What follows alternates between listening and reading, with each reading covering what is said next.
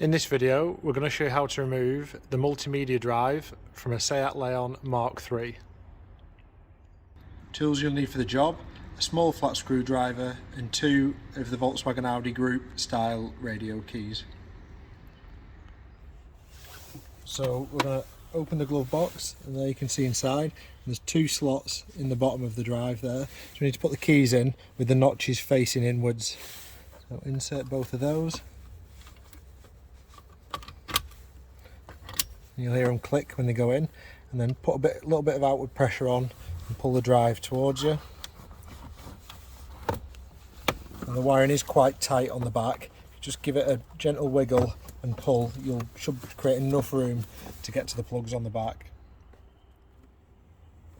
So to undo the wiring on the back, starting with the big plug first with all the wires going to it, there's a tab on the bottom. Push that in and swing the arm over. You have to give the plug a wiggle. As you swing the arm over, the plug should start to come out.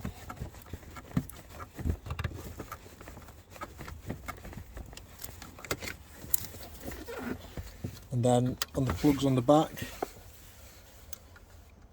some of them are like that, where they've got a little tab that you push out. So once you push the tab out, then use the same tab to push in, and that'll release. And then some of them, we've just got a tab on the end that you push inwards, like that one. Push it in and give it a wiggle.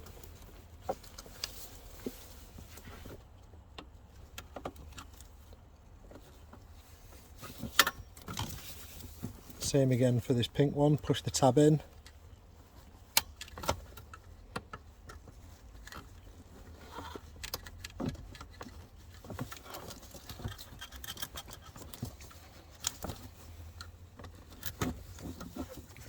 Then another one where you flick the tab out and push it in. And the last one, this white one, same thing as the other ones, push the tab in.